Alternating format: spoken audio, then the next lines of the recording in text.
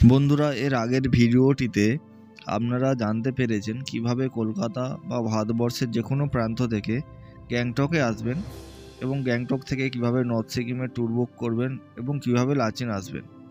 আজকের ভিডিওটিতে আপনারা জানতে পারবেন লাচেন থেকে কিভাবে কালাপাথার এবং গুরুদংমা লেক দেখবেন এবং কিভাবে লাচুংয়ে ফিরবেন। যদি আগের ভিডিওটি দেখে না থাকেন তবে ডেসক্রিপশান বক্সে ভিডিওটির লিঙ্ক দেওয়া আছে, আপনারা চাইলে ওই লিঙ্কে ক্লিক করে আগের ভিডিওটি দেখে নিতে পারেন। নর্থ সিকিম ট্যুরের পুরো ডিটেলস জানতে হলে ভিডিওটি পুরোপুরি দেখুন। আর যদি ভালো লাগে তবে লাইক এবং শেয়ার করবেন। আর যদি প্রথমবার চ্যানেলে এসে থাকেন তবে অবশ্যই সাবস্ক্রাইব করবেন। ডে থ্রি আপনাদের স্টার্ট হবে লাচেন থেকে।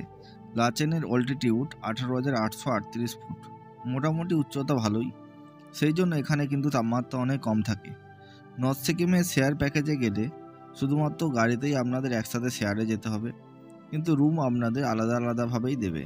সেক্ষেত্রে একটি রুমে 2জন বা 3জন আপনাদের ফ্যামিলি মেম্বার যারা আছে তাদের সাথে থাকতে পারবেন। লাচেনে পৌঁছে যদি দেখেন ইলেকট্রিক আছে তো আপনারা আপনাদের ফোন, পাওয়ার ব্যাঙ্ক কিন্তু চার্জ দিয়ে নেবেন, কারণ এখানে ইলেকট্রিকের ব্যবস্থা খুবই খারাপ, ইলেকট্রিক প্রায় সময় থাকেই না। এখানে কিন্তু এয়ারটেল আর বিএসএনএলের ভালো নেটওয়ার্ক পাওয়া যায়, জিওর নেটওয়ার্ক একদমই পাওয়া যায় না, তাই আপনারা সেই অনুযায়ী মোবাইলের সিম নিয়ে যাবেন। আর একটা জিনিস বলে রাখি, গুরুদংমা লেকের উচ্চতা কিন্তু প্রায় 5,500 মিটার, তাই এখানে যাওয়ার আগে কর্পূর, অক্সিজেন সিলিন্ডার অবশ্যই নিয়ে যাবেন। এখানে কিন্তু শ্বাসকষ্ট হওয়াটা স্বাভাবিক, তাই আপনারা গ্যাংটক থেকে কর্পূর, অক্সিজেন সিলিন্ডার, কোকা 40 ওষুধ অবশ্যই নিয়ে যাবেন। পরদিন সকাল 5টা থেকে 6টার মধ্যে রেডি হয়ে যান, কারণ আপনাদেরকে আবার তাড়াতাড়ি ব্যাক করতে হবে। আজ আমরা যাব গুরুদংমা লেকের উদ্দেশ্যে, যেটি প্যাকেজের মধ্যে ইনক্লুডেড থাকে। তবে আপনারা যদি চান কালাপাথারও আপনারা দেখে নিতে পারেন, সেক্ষেত্রে আপনাদের মাথাপিছু 400 টাকা করে এক্সট্রা দিতে হবে। আমি বলবো আপনারা যেহেতু এত কষ্ট করে নর্থ সিকিম এসেছেন তো কালাপাথার অবশ্যই যাবেন। তবে আমরা কালাপাথরের সাথে কাটাও, 0 পয়েন্ট এবং হট স্প্রিং এগুলি একসাথে বুক করেছিলাম, সেক্ষেত্রে আমরা মাথাপিছু 900 টাকা করে দিয়েছিলাম। আমাদের এই শেয়ার প্যাকেজ ট্রিপে 10 জন ছিলেন, 10 জনই কিন্তু রাজি হয়েছিলেন। সবাই একটা কথাই বলছিলেন, এত কষ্ট করে যেহেতু একবার এসেছি তাই সব জায়গা দেখে তবেই যাব। তো আপনারা এটা গাড়ি ড্রাইভারের সাথে একটু বার্গেনিং করে নেবেন, কারণ কালাপাথরের ভাড়া হচ্ছে 300 টাকা, কাটাওয়ের ভাড়া 300 টাকা, 0 পয়েন্টের ভাড়া 300 টাকা এবং হট স্প্রিংয়ের ভাড়া 200 টাকা। সেক্ষেত্রে টোটাল ভাড়া হয় 1100 টাকা, কিন্তু আমরা যেহেতু বার্গেনিং করেছিলাম তো মাথাপিছু 900 টাকা করে ড্রাইভার রাজি হয়ে যায়। গাড়ি সবার প্রথম ভয়ঙ্কর রাস্তা দিয়ে আপনাদের নিয়ে যাবে। অ্যাকচুয়ালি এটা কোনো রাস্তা নয়, এটা একটা নদী। এই নদীর মধ্য দিয়েই একটা রাস্তা আছে। মেন যে রাস্তাটি ছিল সেটি ধসের পরে পুরো নষ্ট হয়ে গেছে, তাই এই নদীর ভিতর দিক দিয়েই আপনাদের যেতে হবে। গাড়ি সবার প্রথম যে জায়গাটি আপনাকে নিয়ে আসবে সেটি হলো অ্যাথাং ভ্যালি। এখানে আপনাদের ব্রেকফাস্ট দেবে। ব্রেকফাস্টে কিন্তু জ্যাম, পাউরুটি, চা ইনক্লুডেড থাকে। আপনারা যদি চান ম্যাগিও নিতে পারেন, সেক্ষেত্রে পার ম্যাগি 50 টাকা করে খরচ হবে। আপনারা অবশ্যই এই ভ্যালিটা ঘুরে দেখে নেবেন, অত্যন্ত সুন্দর। এবং আমরা যেই সময় গিয়েছিলাম সেই সময় পুরো ভ্যালিটি ফুলে ভরা ছিল, তারই কিছু দৃশ্য আপনাদের কাছে তুলে ধরলাম। এত সুন্দর ভ্যালি অফ ফ্লাওয়ার খুব কম জায়গাতেই আছে। আমার তো মনে হয় ইয়ামথাং ভ্যালির থেকে ওই ভ্যালিটি সুন্দর। এরপরে গাড়ি আস্তে আস্তে আপনাদের নিয়ে যাবে ওয়ার্ল্ড হাইয়েস্ট ধোসা পয়েন্ট। এটি হলো পৃথিবীর সর্বোচ্চ ধোসা পয়েন্ট। এখানে আপনারা চাইলে ধোসা কিনে নিতে পারেন এবং এর থেকে একটু সামনেই আছে চেকপোস্ট। আপনারা যদি কালাপাথর যেতে চান তাহলে ড্রাইভারকে আগে থেকে বলে দেবেন, কারণ এই চেকপোস্টের পরে আর আপনাদের যেতে দেবে না। কালাপাথরের অসম্ভব সুন্দর ল্যান্ডস্কেপ আপনাকে মুগ্ধ করবেই করবে। এত সুন্দর জায়গা আপনি হয়তো এর আগে কখনো দেখেননি। যত উপরেই উঠবেন রাস্তার নিচে চোপতা ভ্যালির সুন্দর রূপ আপনাকে মুগ্ধ করবেই করবে। আস্তে আস্তে আমরা কালো পাথরের দিকে যত এগোচ্ছিলাম আস্তে আস্তে বরফের দেখা শুরু হলো।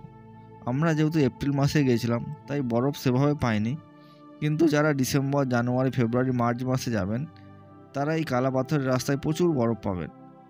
আমরা কালা পাথরে পৌঁছে প্রায় 1 ঘন্টা সময় কাটিয়েছিলাম এবং একটু বরফে মজাও করেছিলাম। তবে এখানে শ্বাসকষ্ট হওয়াটা স্বাভাবিক, তো আপনারা বেশি ছোটাছুটি করবেন না। আস্তে আস্তে উপরের দিকে উঠবেন আর কর্পূর এবং অক্সিজেন সিলিন্ডার নিয়ে যাবেন। মোটামুটি 45 থেকে 1 ঘন্টার মধ্যে আপনারা গাড়ির কাছে চলে আসুন এবং এরপর আপনাদের যাত্রা শুরু হবে গুরুদংমা লেকের উদ্দেশ্যে।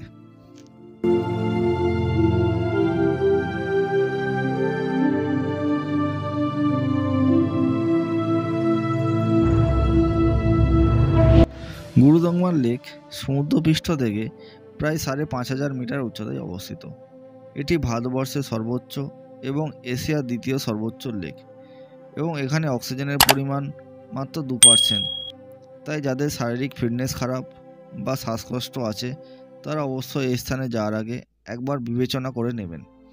গুরুদংমা লেক যাওয়ার রাস্তা দেখে আপনাদের মনে হতেই পারে আপনারা যেন লাদাখে চলে এসেছেন। পুরো লাদাখের মতো ল্যান্ডস্কেপ আপনারা এখানে পেয়ে যাবেন। সুন্দর সুন্দর রাস্তা দিগন্ত বিস্তৃত হয়ে এঁকে মেঁকে চলে গেছে আর চারিপাশে শুষ্ক পাহাড় দাঁড়িয়ে আছে আর একটু দূরে একটু একটু করে উঁকি মারছে বরফে মোড়া পাহাড়ের চূড়া।